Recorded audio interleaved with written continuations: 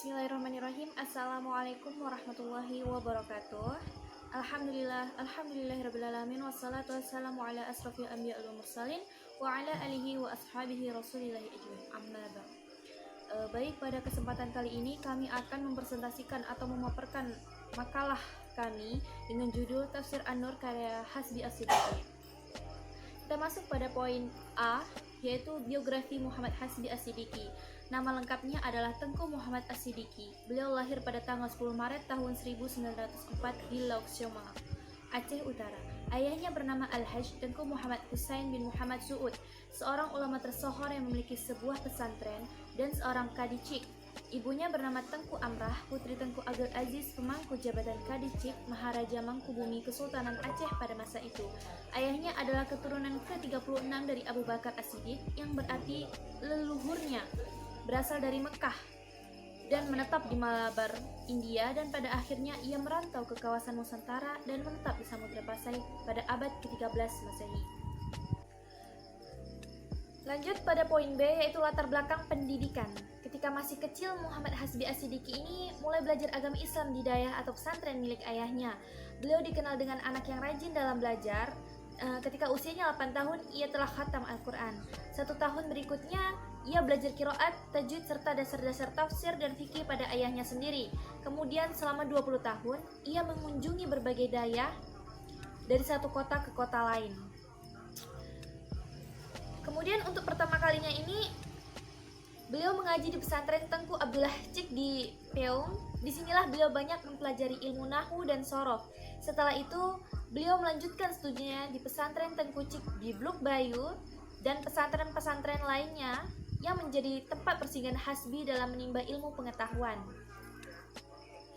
Di sana juga ia hanya setahun, kemudian ia nyantri di dayah Tengku Cik Bangkabu, Geodeng, lalu ke dayah Blak Manyak di Samakra, dan akhirnya ia melanjutkan pelajarannya di dayah Tanjung Barat di Samalanga sampai pada tahun 1925.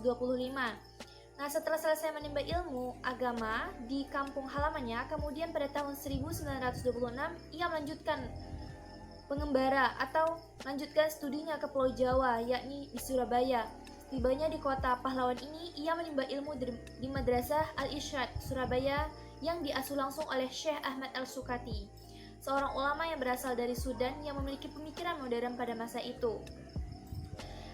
Kemudian di madrasah ini, beliau mengambil pelajaran takhsus atau spesialis dalam bidang pendidikan dan bahasa selama kurang lebih 2 tahun. Sepulangnya dari Surabaya, Hasbi barulah memulai kiprahnya di dunia pendidikan, khususnya dalam bidang pendidikan Islam dan penyebaran ide-ide pembaharuan. Pada tahun 1928, ia telah memimpin sekolah Al-Irsyad di Lauk Semaun sebagai pendidik. Selain itu, ia juga giat melakukan dakwah di Aceh dalam rangka mengembangkan paham pembaharuan serta memberantas syirik, bid'ah, dan khurafat. Sebagai seorang pemikir yang banyak mengarahkan pemikirannya dalam bidang hukum Islam, maka pada zaman penjajahan Jepang, ia diangkat menjadi anggota pengadilan agama tertinggi di Aceh. Di samping itu juga, ia aktif dalam bidang politik dan menjadi anggota konstituante pada tahun 1930. Akan tetapi karirnya dalam bidang politik tidak diteruskan. Setelah menyelesaikan jabatannya sebagai anggota konstituante, ia lebih banyak bergelut dalam dunia pendidikan. Selama di Aceh, selain menjadi pengajar di kursus-kursus dan sekolah Muhammadiyah, Hasbi juga itu memimpin sekolah menengah Islam. Bersama kawan-kawannya, Hasbi juga mendirikan cabang Persis Persatuan Islam. Di samping itu, Hasbi juga aktif berdakwah melalui Masyumi, dan Hasbi menjadi ketua cabang Masyumi Aceh Utara pada tanggal 20-25 Desember 1949 diadakan Kongres Muslimin Indonesia atau KMI di Yogyakarta. Pada waktu itu, Hasbi juga hadir mewakili Muhammadiyah, dan pada kongres tersebut, Hasbi menyampaikan makalah dengan judul Pedoman Perjuangan Islam Mengenal Sosial Kenegaraan. Dari sinilah Hasbi diperkenalkan Wahid Hasim yang menjabat sebagai Menteri Agama pada waktu itu. Kemudian dalam kurun waktu 1 tahun setelah perkenalan tersebut, Menteri Agama memanggil Hasbi untuk menjadi dosen di PT AIN yang akan didirikan. Sehingga pada bulan Januari tahun 1951, Hasbi itu berangkat ke Yogyakarta dan menetap di sana serta mengonsentrasikan dirinya dalam bidang pendidikan. Pada tahun 1960, ia diangkat menjadi dekan Fakultas Syariah IAIN Sunan Kalijaga. Jabatan ini dipegangnya sampai pada tahun 1972. Selain itu, pada tahun 1962, Hasbi juga ditunjuk sebagai dekan Fakultas Syariah IAIN Darussalam Al-Rani di Banda Aceh 1960 sampai 1962, serta merangkap sebagai pembantu rektor 3 IAIN Sunan Kalijaga pada tahun 1963 hingga 1966. Di samping itu juga, ia juga pernah memegang jabatan sebagai dekan Fakultas Syariah Universitas Sultan Agung di Semarang dan Rektor Universitas Al-Irsyad di Surakarta pada tahun 1963 hingga 1968, dan ia juga mengajar di Universitas Islam Indonesia di Yogyakarta. Kemampaannya dalam bidang pengetahuan keislaman itu serta pengakuan ketokohannya sebagai ulama serta jasa-jasanya terhadap perkembangan perguruan tinggi Islam dan perkembangan ilmu pengetahuan keislaman di Indonesia, maka dia memperoleh 2 gelar doktor honoris causa. Adapun gelar pertama diterimanya dari Universitas Islam Bandung pada tanggal 22 Maret 1975 dan gelar keduanya dari IAIN Sunan Kalijaga pada tahun 29 Oktober pada tahun 1975. Sebelumnya pada tahun 1960 ia diangkat sebagai guru besar dalam bidang ilmu hadis di IAIN Sunan Kalijaga. Kita lanjut pada poin yang C, yaitu karya-karya. Nah, di sela-sela kesibukannya itu, Hasbi menulis berbagai karya ilmiah termasuk tafsir An-Nur. Biasanya setelah sholat Isya, ia banyak meluangkan waktunya di perpustakaan pribadinya. Disitulah ia banyak membaca, menganalisa, dan menuangkan gagasannya dalam bentuk tulisan. Tidak heran jika kemudian ia dikenal sebagai ulama yang produktif dalam menulis tentang ilmu keislaman, di mana adapun karya-karyanya mencakup berbagai disiplin ilmu keislaman itu. Menurut sumber yang penulis dapatkan, buku yang ditulisnya itu berjumlah 73 judul, 142 jilid, di mana sebagian besar karyanya adalah tentang fikih, 36 judul. Adapun karyanya dalam bidang fikih, yakni sejarah peradilan Islam, tuntunan kurban, pedoman sholat, hukum-hukum fikih Islam, pengantar hukum Islam, pedoman zakat, al-ahkam, bidang-bidang lainnya adalah hadis 8 judul, tafsir 6 judul, ilmu kalam 5 judul, dan selebihnya adalah tema-tema yang bersifat umum. Beberapa di antaranya yaitu, pertama itu adalah tafsir An-Nur, kedua tafsir Al-Bayan, ketiga sejarah dan pengantar ilmu Al-Quran, keempat pengantar hukum Islam, kelima peradilan dan hukum acara Islam, keenam sejarah pengantar ilmu hadis, ketujuh pokok-pokok ilmu diraya hadis, ke-8 kuliah ibadah, ke-9 fikih mawaris, ke-10 pedoman haji, dan seterusnya. Kalian bisa baca di makalah atau baca di makalah. Kita lanjut pada poin D, yaitu latar belakang penulisan tafsir An-Nur, di mana tafsir Al-Quran Majid merupakan tafsir pertama yang dikerjakan oleh Muhammad Hasbi As-Siddiqi. Tafsir Al-Quran Majid An-Nur itu telah dicetak sebanyak 2 kali, di mana cetakan yang keduanya itu telah mengalami beberapa penyempurnaan menyangkut penggantian cover, depan, dan struktur bahasa Indonesia.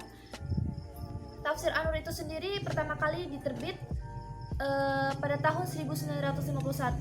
Cetakan pertama ini terdiri dari 30 juz, sedangkan dalam cetakan yang kedua terdapat 5 jilid. Jilid yang pertama terdiri dari 4 surat pertama, jilid kedua terdiri dari 6 surat berikutnya, jilid ketiga terdiri dari 12 berikutnya, jilid yang keempat terdiri dari 17 surat berikutnya, dan jilid 5 terdiri dari 72 surat yang terakhir. Berkenaan dengan latar belakang penulisan kitab tafsir An-Nur ini, pada pendahuluan juz 1-nya, Hasbi mengemukakan motivasi menulis kitab tafsirnya ini, di mana dia itu berkenaan dengan perkembangan perguruan tinggi Islam di Indonesia yang dicintai dalam suasana baru. Adanya perhatian yang melebar dan meluaskan perkembangan kebudayaan Islam, perkembangan kitabullah, sunnah Rasul, dan kitab-kitab Islam dalam bahasa persatuan Indonesia. Kemudian bagi para pecinta tafsir yang kurang pengetahuan bahasa Arab, tentunya mereka kesulitan dalam memahami tafsir yang berbahasa Arab. Maka untuk menjawab kebutuhan tersebut, Hasbi kemudian membuat tafsir yang sederhana yang dapat menuntun para pembacanya untuk memahami dengan baik. Untuk itu, kehadiran kitab tafsir ini tidak lain hanya untuk dijadikan sebagai pegangan, karena kitab ini disusun dengan bahasa yang mudah sehingga dapat menuntun masyarakat Indonesia untuk mengamalkan ajaran Islam yang berlandaskan Al-Quran dan Sunnah. Dalam penulisan kitab tafsir ini, Muhammad Hasbi As-Siddiqi merujuk kepada beberapa kitab tafsir induk yang menjadi pegangannya, baik tafsir Bil Ma'tsur, Bil Ma'qul maupun kitab tafsir yang menjadikan uraian tafsir induk seperti tafsir Ibnu Katsir, tafsir Manar, dan tafsir Qasami dan lain sebagainya. Bismillahirrahmanirrahim. Oke teman-teman, di sini saya akan melanjutkan poin pembahasan selanjutnya, yaitu sistematika penulisan dari kitab tafsir An-Nur karya dari Hasbi As-Siddiqi. Nah, di sini ada beberapa langkah. Nah, untuk langkah yang pertama yaitu penjelasan umum tentang surah atau ayat yang akan ditafsirkan. Jadi, mula-mula Hasbi As-Siddiqi ini menguraikan secara ringkas saja beberapa hal yang sekiranya perlu untuk diuraikan, misalnya asbabul nuzul dari surah tersebut atau dari ayat tersebut, kemudian di mana tempat ayat atau surat itu diturunkan, lalu apa hubungan atau munasabah antar ayat yang satu dengan ayat yang lain, seperti itu. Kemudian yang kedua yaitu pengelompokan ayat sebagai bahan penafsiran. Jadi sebelum beliau menafsirkan, biasanya beliau itu mengelompokkan ayat-ayat yang akan ditafsirkan, kemudian dijelaskan kosakatanya. Nah, lalu yang ketiga yaitu pemaparan terjemahan pada awal pembahasan. Nah, jadi hal ini beliau lakukan karena untuk memudahkan orang-orang yang membaca kitab beliau memahami isi kandungan dari ayat yang akan ditafsirkan, seperti itu. Nah, kemudian yang keempat yaitu penafsiran ayat dengan perkata. Kemudian dari tulisan Arab itu dialihkan ke tulisan Latin. Misalnya, contohnya Bismillahirrahmanirrahim. Innalladzina kafaru. Nah, jadi ayat ini setelah diperkata kemudian dipindah tulisannya itu dari Arab ke Latin. Hal ini supaya memudah orang-orang yang misalnya belum lancar membaca dalam tulisan Arab, jadi bisa memudahkan mereka untuk membaca tafsir dari karangan Hasbi As-Siddiqi ini. Nah, kemudian yang terakhir yaitu kesimpulan. Jadi beliau menyimpulkan penafsiran. Poin selanjutnya yaitu metode atau corak dari tafsir An-Nur karya dari Hasbi As-Siddiqi. Nah, untuk metode yang digunakan di dalam tafsir ini ialah metode ijmali atau global. Nah, jadi dalam menafsirkan ayat-ayat di dalam Al-Quran, Hasbi As-Siddiqi ini cenderung menafsirkan itu dengan uraian yang singkat. Nah, mengapa? Karena hal ini agar para pembaca itu lebih mudah untuk memahami maksud dari penafsiran Hasbi As-Siddiqi ini. Kemudian selain metode ijmali, itu ditemukan juga metode maudhu'i atau berdasarkan tema. Jadi bagaimana Hasbi As-Siddiqi ini mengelompokkan ayat-ayat yang ditafsirkan itu berdasarkan tema. Nah, kemudian selain metode ijmali, metode maudhu'i, ada juga metode muqaron atau metode perbandingan. Dan yang terakhir yaitu dijumpai juga di dalam kitab tafsir ini metode tahlili, di mana ada ayat-ayat yang sekiranya butuh penjelasan yang rinci, kemudian beliau menafsirkannya dengan rinci atau tahlili.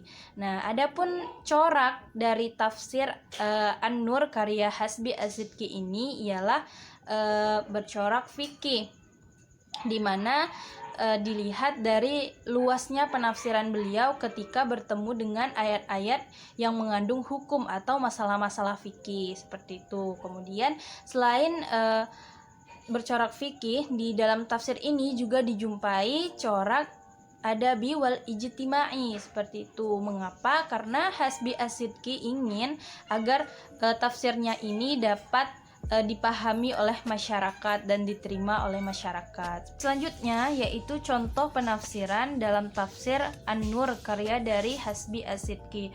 Nah, di sini dalam Quran surah Al-Maidah ayat 38 yang berbunyi Bismillahirrahmanirrahim. Was-sariqu was-sariqatu faqta'u aydiyahuma jazaa'an bima kasabana kalam minallah wallahu azizun hakim. Nah, dari ayat ini menurut Hasbi As-Sidqi, ayat ini tuh dengan jelas menegaskan bahwa hukuman bagi laki-laki dan perempuan yang mencuri itu ialah hukuman potong tangan. Namun di dalam ayat ini tidak dirincikan batasan berapa jumlah barang yang dicuri dengan dihukum potong tangan. Dan kemudian di dalam tafsir An-Nur, nah, Hasbi As-Sidqi menukil beberapa pendapat ulama. Nah, misalnya di sini diriwayatkan dari Al-Hasan Al-Dawda Ad-Dahiri bahwa hukuman potong tangan itu dijatuhkan bila pada pencuri walaupun barang yang dicuri itu sedikit. Nah, sedangkan pendapat dari ulama salaf maupun ulama khalaf bahwa hukuman potong tangan ini dijatuhkan apabila pencuri itu mencuri 1/4 dinar atau 3 dirham perak. Nah, seperti itu. Nah, sedangkan dari golongan Hanafiyah sendiri, hukuman potong tangan ini dilakukan apabila barang yang dicuri itu minimal 10 dirham. Nah, para ulama juga berbeda pendapat terkait hukuman bagi pencuri yang mencuri lagi, seperti itu. Jadi pertama-tama potong tangan kiri, kemudian potong kaki kiri, lalu potong tangan kanan, sesudah itu potong kaki kanan. Jadi kalau misalnya masih mencuri lagi itu dipenjara. Baiklah kawan-kawan, mungkin hanya itu saja yang dapat kami sampaikan. Terlebih dan terkurang kami mohon maaf. Kami akhiri dengan wabillahi taufiq wal hidayah. Wassalamualaikum warahmatullahi wabarakatuh.